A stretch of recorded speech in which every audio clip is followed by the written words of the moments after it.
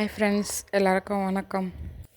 எங்கள் வீட்டுக்காரர் ப்ரெக்னென்ட் ஆகிட்டார். வீடியோ கடைசி வரைக்கும் பாருங்கள், என்னென்னு புரியும். வச்சு 2 ஸ்பூன் நெய் ஊற்றி முந்திரி திராட்சை வறுத்து பக்கத்தில் எடுத்து வச்சுட்டு அதே நெய்யில் சேமியா நல்லா வறுத்துட்டு பொன்னிறமா தண்ணி ஊற்றி வேக வச்சிட்டேன்.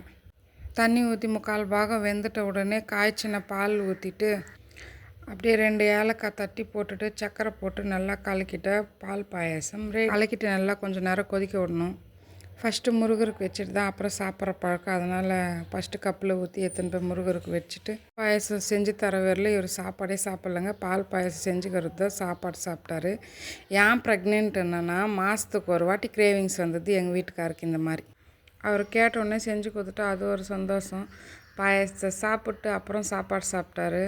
அதனால தான் எங்கள் வீட்டுக்கார் ப்ரெக்னென்ட்டுன்னு சொன்னால், அப்பப்போ மாதமாக இருக்கிறவங்களுக்கு கிரேவிங்ஸ் வர மாதிரி எங்கள் வீட்டுக்காருக்கு ஒரு கிரேவிங்ஸ் வந்துடும். எல்லாம் புகழும் முருகனுக்கே. இன்னொரு வீடியோவில் பார்க்கலாம். பாய்.